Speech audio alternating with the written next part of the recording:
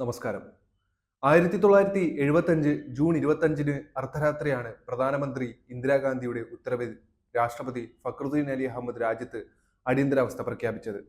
ഇതോടുകൂടി ജൂൺ 26-ന് രാവിലെ പ്രതിപക്ഷ നേതാക്കളുടെ അറസ്റ്റ് ആരംഭിച്ചു. അതായത് ഇവിടെ ഒരു പെൺ ഹിറ്റ്ലറുടെ പിറവിയാണ് ഉണ്ടാകുന്നതെന്നാണ് രാജ്യത്തെ പ്രധാന പ്രതിപക്ഷ കക്ഷി നേതാക്കളിൽ ഒരാളായിരുന്ന കമ്മ്യൂണിസ്റ്റ് നേതാവ് AK ഗോപാലൻ ഇതിനെ വിശേഷിപ്പിച്ചത്. അന്നത് ദേശാഭിമാനിയിൽ പ്രസിദ്ധീകരിച്ചു വരികയും ചെയ്തിരുന്നു. മാത്രമല്ല, മാധ്യമങ്ങൾക്ക് വാർത്തകൾ നൽകുന്നതിന് പരിമിതികൾ സർക്കാർ ഏർപ്പെടുത്തിയിരുന്നു. അതായത് കടുത്ത സെൻസർഷിപ്പ് കൊണ്ടുവന്നു. ഇന്ത്യൻ എക്സ്പ്രസ് അടക്കമുള്ള പത്രങ്ങൾ എഡിറ്റോറിയൽ കോളം ഒഴിവാക്കിയാണ് അത് പ്രതിഷേധിച്ചത്. വിവിധ പത്രങ്ങൾ തങ്ങളുടെ മുഖപ്രസംഗങ്ങൾ പോലും ഒഴിവാക്കി പ്രതിഷേധിക്കുക പോലും ചെയ്തിരുന്നു. ജനാധിപത്യ മൂല്യങ്ങളെ സർക്കാർ കാറ്റിൽ പറത്തുന്ന ചവിട്ടി അരയ്ക്കുന്ന അവസ്ഥയാണ് അന്നുണ്ടായത്. രാഷ്ട്രീയ എതിരാളികൾ ഓരോരുത്തരായി തുറങ്കിലടയ്ക്കപ്പെട്ടു. അന്ന് CPM പോളിറ്റ് ബ്യൂറോ അംഗങ്ങളായിരുന്ന AK ഗോപാലിനെയും EMS നമ്പൂതിരിപ്പാടിനെയും അറസ്റ്റ് ചെയ്ത് ജയിലിൽ അടച്ചെങ്കിലും പിന്നീട് വിട്ടയക്കുകയാണ് ഉണ്ടായത്.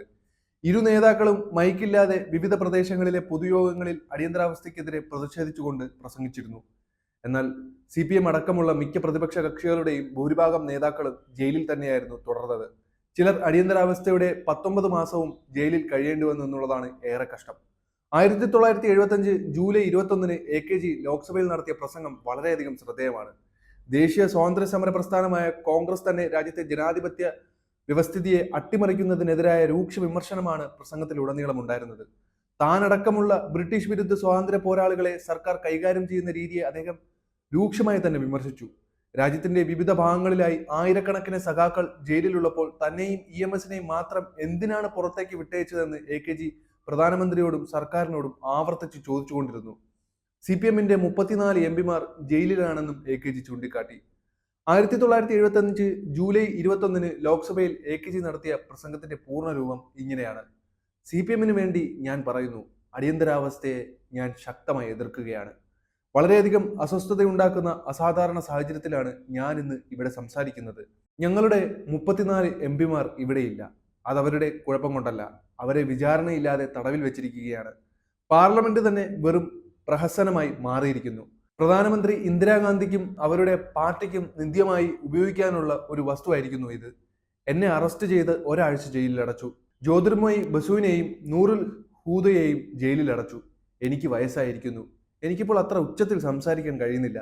എന്നെ ജയിലിൽ നിന്ന് വിട്ടപ്പോൾ ജ്യോതിർമയി ബസുവിനെയും നൂറുൽ ഹൂദയെയും ജയിലിൽ തന്നെ ഇട്ടിരിക്കുകയാണ്. കാരണം വളരെ വ്യക്തമാണ്. ഞാൻ ജയിലുകളെ ഭയപ്പെടുന്നില്ല. കഴിഞ്ഞ 45 വർഷത്തിനിടെ 17 വർഷവും ഞാൻ ജയിലിലായിരുന്നു.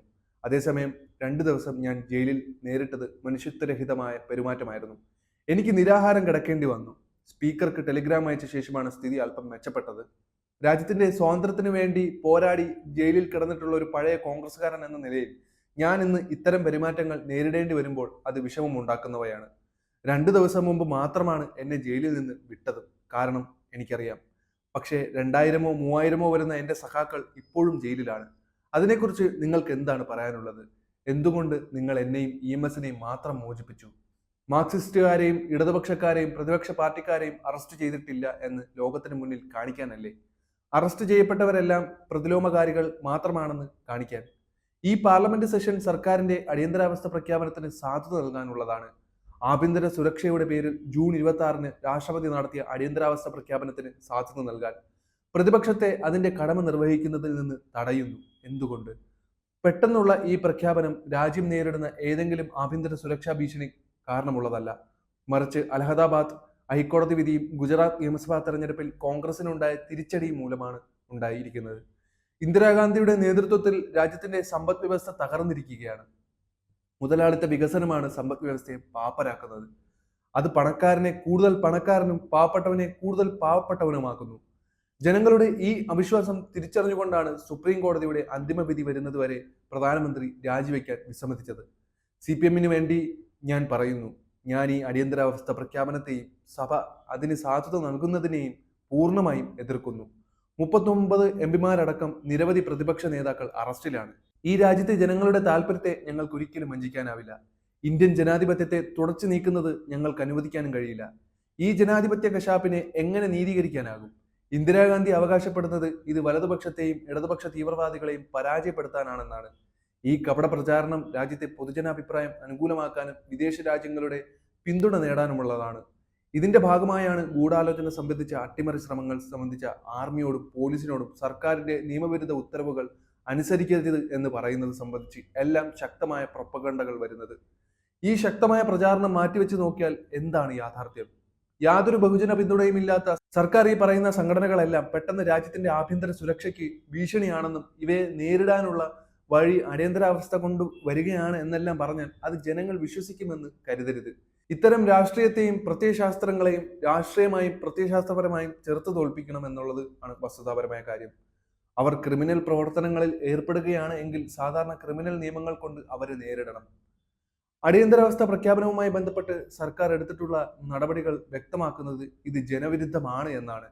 ജനങ്ങൾക്ക് എന്തെല്ലാം ജനാധിപത്യ അവകാശങ്ങളാണോ ഉള്ളത് അതെല്ലാം പൂർണ്ണമായി നിഷേധിക്കപ്പെടുകയാണ്. മൗലികാവകാശങ്ങളെക്കുറിച്ച് പറയുന്ന ഭരണഘടനയുടെ 3-ാം അധ്യായം ഒരു അപ്രസക്തമാക്കപ്പെട്ടിരിക്കുന്നു. ഭരണഘടനയുടെ 14-22 അനുച്ഛേദങ്ങൾ മരവിപ്പിക്കപ്പെട്ടിരിക്കുന്നു. സർക്കാരിനെ കോൺഗ്രസിനെയോ വിമർശിക്കുന്നതൊന്നും തന്നെ പ്രസിദ്ധീകരിക്കാൻ അനുവദിക്കുന്നില്ല. ജനങ്ങളെ സ്ഥാപിത താല്പര്യങ്ങൾ ചൂഷണം ചെയ്യുന്നു. തൊഴിലാളികളെ മുതലാളിമാർ ചൂഷണം ചെയ്യുന്നു. കർഷക തൊഴിലാളികളും ചെറുകിട കൃഷിക്കാരും ചൂഷണം ചെയ്യപ്പെടുന്നത് ഇതിന്റെ ഒന്നും വാർത്തകൾ അനുവദിക്കപ്പെടുന്നില്ല. സർക്കാരിനെതിരായ ചെറിയ വിമർശനങ്ങൾ പോലും അനുവദിക്കപ്പെടുന്നില്ല. ഉൽപാദനത്തെ തടസ്സപ്പെടുത്തുന്നു എന്ന പേരിൽ തൊഴിലാളികളുടെയും കൃഷിക്കാരുടെയും കർഷക തൊഴിലാളികളുടെയും പ്രക്ഷോഭങ്ങൾ അടിച്ചമർത്തുന്നു. ജനാധിപത്യ ശക്തികളെ അടിച്ചമർത്തുകയാണ് ഈ അടിയന്തരാവസ്ഥ ചെയ്യുന്നത്. കുത്തകകൾക്കും ജന്മിമാർക്കുമെതിരെ പോരാടുന്ന ജനകീയ ശക്തികളെ അടിച്ചമർത്തിക്കൊണ്ട് ഇന്ദിരാഗാന്ധി വലതുപക്ഷത്തിനെതിരെ പോരാടുകയാണെന്ന് പറഞ്ഞാൽ അത് ആരെങ്കിലും വിശ്വസിക്കുമോ?